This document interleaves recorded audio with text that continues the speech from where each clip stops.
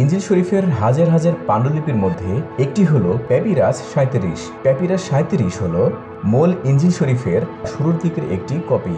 মূল ইনজিল শরীফ যেমন গ্রিক ভাষায় লেখা হয়েছিল, তেমনইভাবে ইনজিলের এই অনুলিপিটিও গ্রিক ভাষায় লেখা।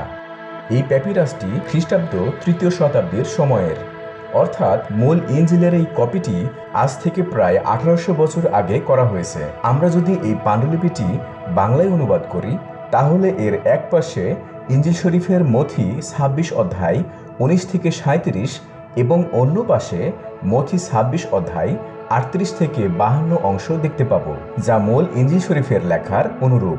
এই পাণ্ডুলিপিটি আমাদের প্রমাণগুলোকে আরও শক্তিশালী করে যে আজ আমরা বাংলাদেশে ইনজিল শরীফের যে বার্তা পাচ্ছি তা মূল ইনজিল শরীফেরই বার্তা এবং এতে কোনো পরিবর্তন হয়নি।